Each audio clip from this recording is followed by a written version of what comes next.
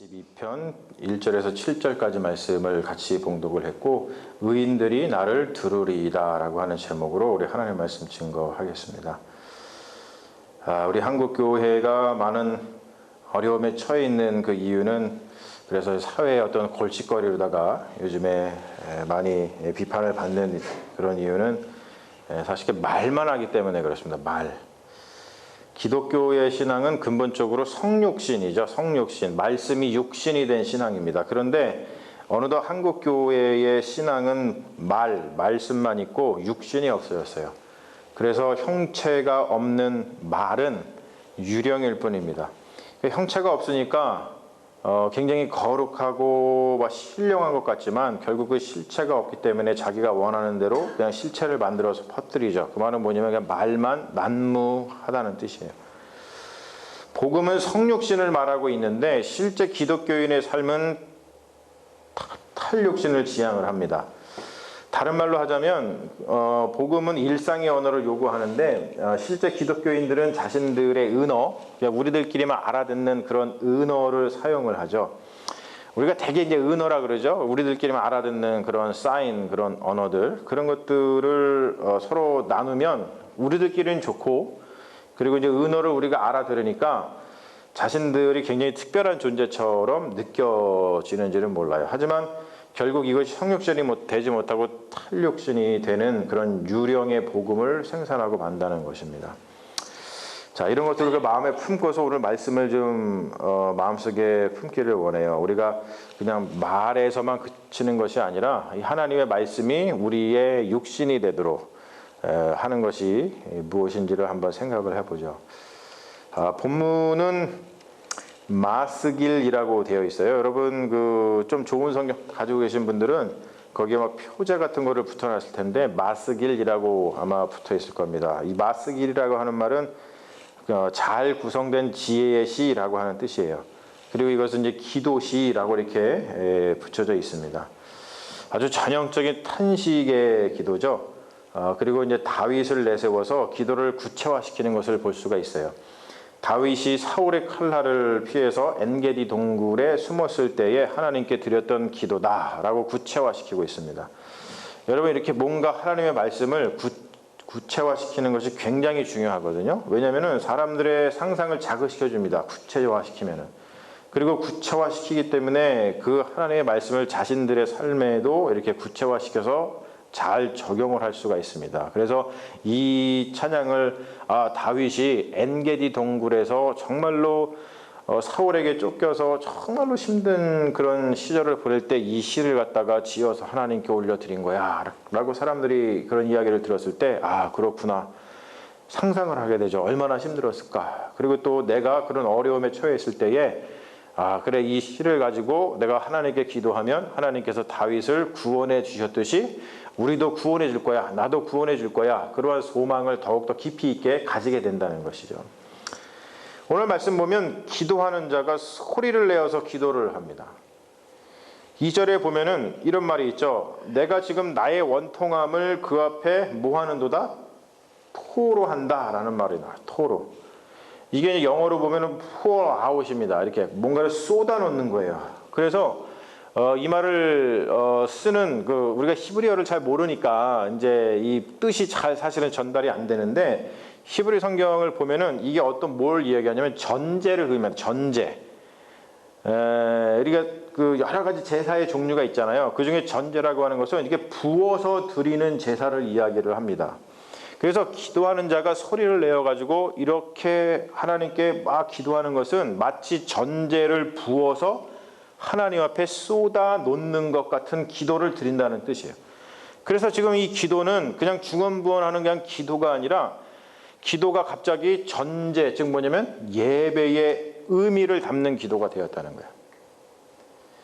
여러분, 우리가 이렇게 전제를 붓듯이 하나님께 쏟아 놓을 때에, 우리의 기도를 하나님께 쏟아 놓을 때에, 우리가 그래 찬양도 있잖아요. 내 마음을 뭐 해라? 내 마음을 쏟아 놓으라 하잖아요. 그렇죠? 쏟아 놓을 때 우리가 드리는 기도는 단순한 기도가 아니라 하나님 앞에서 뭐가 된다? 예배가 된다는 거예요. 예배가.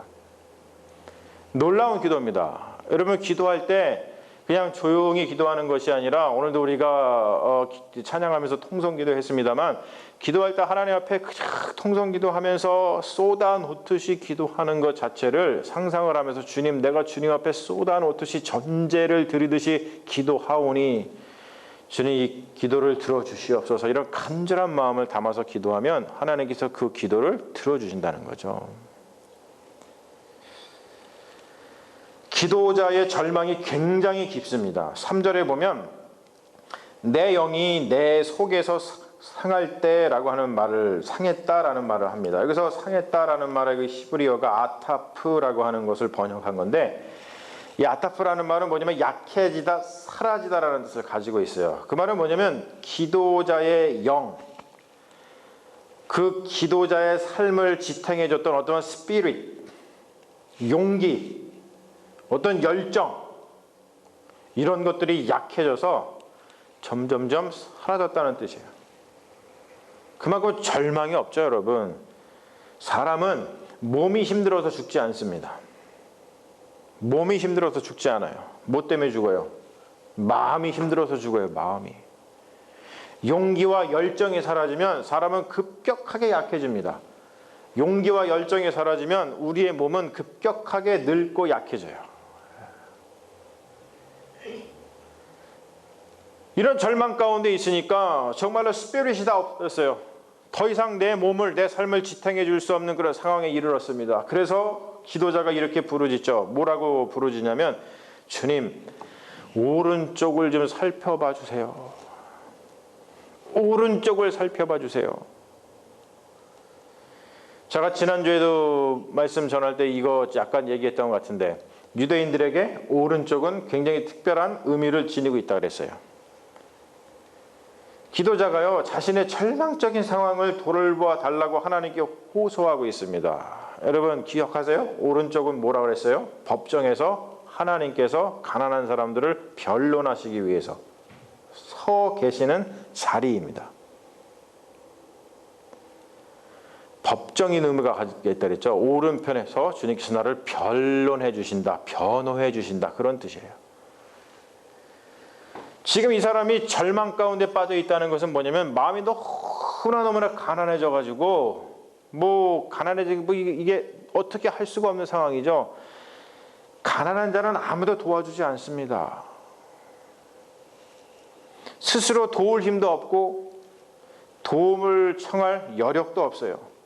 그래서 하나님이 도와주시지 않으면 그냥 억울하게 죽고 말아요. 그게 가난한 자인 거예요.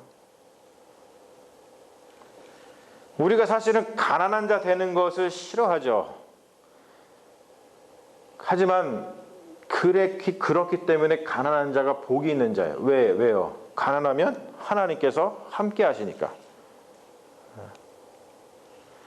하나님께서 함께 하시는 것이 가장 좋다고 우리가 사실은 고백하면서 우리가 사실 가난해지기를 싫어하죠. 이게 참 우리 인생의 이게 아이러니입니다. 기도자가요, 구체적으로 자신에게 세 가지의 도움의 손길이 없다고 호소를 하고 있는데, 오늘 말씀 보면 뭐라 그러냐면, 첫 번째로 아무도 나를 아는 사람이 없습니다, 이렇게 얘기를 해요. 아무도 나를 아는 사람이 없습니다. 여기서 이제 안다라고 오늘 말씀에 표현한 이 히브리어가 나카르라고 하는 히브리어인데요. 이게 무슨 뜻이냐면 관심을 가지고 지켜본다는 뜻이에요. 그 말은 뭐냐면 아무도 나를 아는 사람이 없습니다라는 뜻은, 다시 말해서 아무도 나를 관심을 가지고 지켜보는 자가 없습니다, 이런 뜻이에요. 그러니까 아무도 나한테 관심을 갖지 않고 아무도 나를 지켜보지 않으니까 주님 어떻게 해달라고? 하나님이 관심을 가지고 저 좀 지켜봐 주세요라고 간구하고 있습니다. 그리고 둘째는 또 뭐라 그러냐면, 하나님 피난처가 없어요. 아무도 피난처를 제공해 주지 않습니다. 아무도 나한테 피난처를 제공해 주지 않기 때문에 다윗이 동굴에 들어가 숨은 거 아니에요, 그렇죠? 적들이 죽이려고 쫓아오는데 아무도 숨겨주는 이가 없습니다. 여러분, 적들이 쫓아오는데 아무도 숨겨주는 이가 없다면 죽는 거는 시간 문제예요. 세 번째, 하나님, 아무도 나를 돌봐주지 않습니다. 누구 하나 돌봐주는 사람이 없습니다. 굉장히 적막한 인생이고 외로움에 죽을 것 같습니다.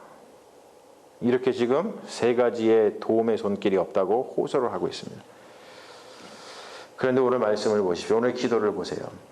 정말 너무나 절망적인 상황인데 이러한 절망적인 상황 속에서 기도자가 희망을 잃지 않는 것은 왜 잃지 않아요? 오직 하나님 때문에. 하나님 때문에. 얼마나 다행이에요. 하나님이 계시니까. 하나님께서 기도하는 자의 살아있는 사람들의 땅에서 분깃이 되어주시기 때문에 이 기도자가 희망을 잃지 않는다고 오늘 고백을 하고 있습니다. 살아있는 사람들의 땅에서 분깃이 되어준다라고 할 때 그 분깃은 우리가 여호수아서에서 우리 봤죠. 이스라엘이 가나안 땅을 정복하고 나서 여호수아가 무슨 일을 해요? 각 지파들에게 정복한 땅을 나누어 줍니다. 그때 사용한 단어가 분깃이라고 하는 단어예요. 그래서 분깃은 뭘 이야기하냐면 분배받은 땅이라고 하는 뜻입니다. 분배받은 땅. 하나님께 분배받은 땅. 그렇죠? 그래서 이스라엘 백성들은 그 땅을 하나님께 분배받았기 때문에 팔면 안 돼요. 근데 지금 자기에게 분깃이 없다 그러죠. 분깃이 없다는 뜻은 뭐냐면 분배받은 땅이 없기 때문에 분배받은 땅이 없으니까 내가 먹고 사는 거, 이 생명을 유지할 수 없다는 뜻과 같습니다. 여러분 얼마나 절망적이에요. 우리가 이 세상 살아가면서 분배받은 땅이 없어서 분깃이 없어가지고 내가 먹고 사는 게 너무나 힘들 때 여러분 우리가 얼마나 힘듭니까? 그러나 여러분 이 시편의 기도자가 뭐라고 기도하냐면 하나님이 자신의 분깃이라고 고백을 합니다. 분배받은 땅은 없지만 살아있는 사람들의 땅에서 나의 분깃은 없지만 하나님이 분깃이기 때문에 내가 살 수 있습니다라고 고백을 합니다. 여러분 저를 한번 보세요. 여러분 이것이 우리의 고백이 될 수 있을까요? 여러분 이것이 우리의 고백이 될 수 있을까요? 우리가 하나님께 분깃을 달라고 요구를 하지 하나님 자체가 분깃이라고 우리가 고백을 하지 못해요. 하나님 분깃 주세요. 무슨 하나님께 그냥 맡겨놓은 양, 그렇죠?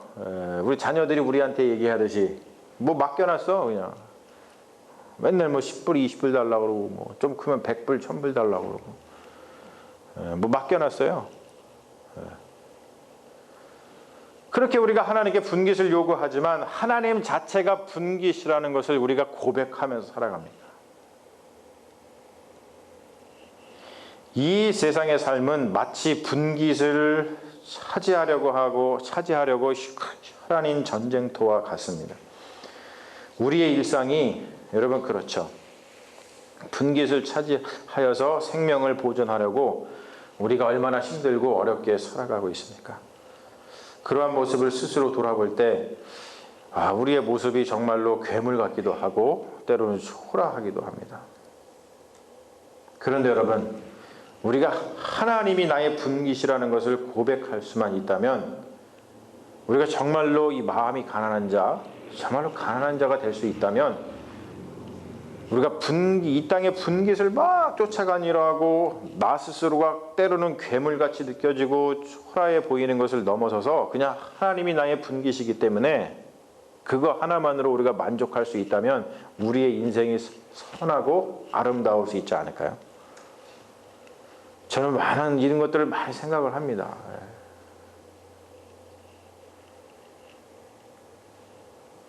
기도자는 탄식의 기도를 통해서 하나님께서 그에게 분깃이 되어 주셔서 생명을 보존해 주실 것을 믿는다는 거예요.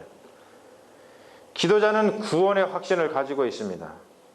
여러분, 이것을 욕망의 표출로 보면 안 돼요. 하나님 잘 믿으며 하나님이 이 세상에서 벌이는 분깃의 전쟁에서 우리를 승리하게 하셔서 다른 사람들보다도 더 내가 더 잘 살게 해주실 거라는 욕망의 표현이라고 생각을 하면 안 됩니다. 우리가 정말로 하나님이 나의 분깃이 되어 주셔서 우리를 구원해 주실 것을 확신하고 믿는다면, 여러분, 우리는 우리의 눈을 구체적인 삶의 현실로 돌릴 줄 알아야 돼요. 이미 하나님께서 분깃이 되어 주셔서 나의 생명을 구원해 주셨으니까 이 세상의 분깃을 갖다가 차지하려고 우리의 에너지를 거기다가 쏟는 것이 아니고 그냥 우리의 눈을 삶의 현실로 좀 돌려볼 수 있는 여유를 가질 수 있게 된다는 것이죠. 기도자가 탄식하고 있듯이 이 세상에는 외롭고 쓸쓸하고 힘든 삶을 사는 사람들이 참 많이 있어요. 제가 그저께도 우리 이제 아들 데리고서 병원에 갔는데, 제가 이제 병원 마치고 나서 학교에 갈 일이 있어가지고 우리 집사람하고 이렇게 터치를 했어요. 이제 집사람이 이제 우리 둘째 픽업해가지고 와가지고 큰아들 병원에서 픽업해서 집으로 데려가게끔 왔는데, 집사람이 이제 잘 거기 그 지리를 모르니까 오클랜드 쪽에 가서 어느 주유소에다가 정차를 하고 있었어요. 그런데 갑자기 어떤 이제 흑인 아저씨가 와가지고 다짜고짜 집사람 차 있잖아요. 그거를 막 닦기 시작하는 거예요. 뭐 닦아달라는 것도 아니고 뭐 아무것도 아닌데 아저씨가 와가지고 그냥 무조건 닦는 거야. 막 앞에 있는 것도 막 나뭇가지도 치워주고, 여기 옆에 있는 뭐 유리창하고 여기에 있는 그 너트도 다 그렇게 해주고. 그러니까 이제 집사람이 당황스러워가지고 막 전화해가지고 빨리 오라고. 그래서 갔어요. 갔더니 여태까지 닦고 있더라고. 근데 보니까요, 그분이 무슨 대가를 바라면서 닦아주는 건 아니더라고요. 내가 와가지고 이렇게 인사하고 그랬더니 하면서 그냥 다른 데로 또 가더라고요. 그래가지고 제가 너무나 이제 그냥 닦아주기도 하고 또 너무나 좀 이렇게 마음이 안타까워가지고, 그래서 이렇게 이제 있는 돈을 갖다가 꺼내서 쥐어줬습니다. 그랬더니 그냥 땡큐 하면서 또 다른 차를 그냥 또 닦고 있더라고요. 그런 걸 보면은 참 마음이 안타깝죠. 야, 이 세상에 이렇게 정말로 이 시티 하나를 놓고서는 이렇게 정말 힘들고 어렵게 살아가는 사람들이 정말로 많은데, 우리가 그들에게 눈을 얼마큼 돌리고 있으며 정말 그들을 위해서 무엇을 우리가 하고 있지. 우리가 물론 뭐 이 세상의 모든 사람들의 그런 어려움들을 다 보살펴볼 수 있는 건 아니지만, 여러분, 우리가 우리 삶 속에 연관되어 있는 사람들을 지금 돌봐줄 그런 여유가 있어야 되는 거예요. 왜 그런 여유를 가질 수 있냐면, 제가 지금 얘기했듯이 하나님이 나의 분깃이라는 것을 고백하고 나면, 우리가 세상의 분깃을 갖다가 착지하려고 거기에다가 에너지를 다 써서 소진할 것이 아니라 정말로 이렇게 어려움에 처해 있는 사람들에게 시선을 던질 수 있는 여유가 생길 수 있기 때문에 그렇다는 거예요. 여러분, 하나님의 말씀은 성육신의 말씀입니다. 우리가 그 말씀이 임한 성육신의 몸이 되어야 돼요. 교회 공동체는 우리 구성원들끼리 끊임없이 관심을 가지고 서로 지켜보아야 됩니다. 할렐루야. 그리고 서로가 서로에게 피난처가 되어 주어야 됩니다. 그리고 서로 돌봐 주어야 돼요. 아까 기도자가 하나님께 간절하게 요청을 했잖아요. 주님, 나를 아는 사람이 없습니다. 나한테 관심을 가지고 나를 지켜봐 주는 사람이 없습니다. 누가 나한테 피난처가 되어주질 않습니다. 서로 나를 돌봐주는 사람이 없습니다. 이렇게 고백을 한단 말이에요. 근데 우리 교회는 구성원들끼리 끊임없이 관심을 가지고 서로 지켜보고 피난처가 되어주고 서로 돌봐줘야 된다는 것이죠. 오늘 말씀 가운데 기도자가 고백하는 마지막 기도가 참 마음에 다가오죠. 뭐라 그러냐면, 주께서 나에게 갚아 주시리니 의인들이 나를 두루리이다. 의인들이 누굴까요? 성경에 의인들 이렇게 나오니까 굉장히 종교적인 언어 같죠. 그런데 오늘 말씀의 언어로다가 쉽게 풀이해보면 의인들은 그냥 관심을 가지고 지켜봐주고 돌봐주는 사람입니다. 여러분, 의인이 딴 게 아니에요. 관심을 가지고 지켜봐주고 돌봐주는 사람이 의인이에요. 그런 사람이 내 주변에 전혀 없었는데 이제 뭐라 그래요? 기도자가 그렇게 의인들, 즉 나를 관심을 가지고 지켜봐주고 돌봐주는 사람이 내 주변에 둘렀다, 생겼다라고 하는 뜻입니다. 여러분, 이게 구원 아니고 뭐겠습니까? 의인은 쉬운 말로 하면 좋은 사람들이에요. good neighbor. 선한 사마리안처럼 good neighbor. 그게 의인입니다. 좋은 사람. 좋은 사람들이 나를 둘러싸고 있다는 것. 좋은 사람들이 주변에 많다는 것. 여러분, 그것만큼 우리가 삶을 살아가는데 든든한 언덕이 어디 있겠어요? 여러분 주변을 한번 둘러보십시오.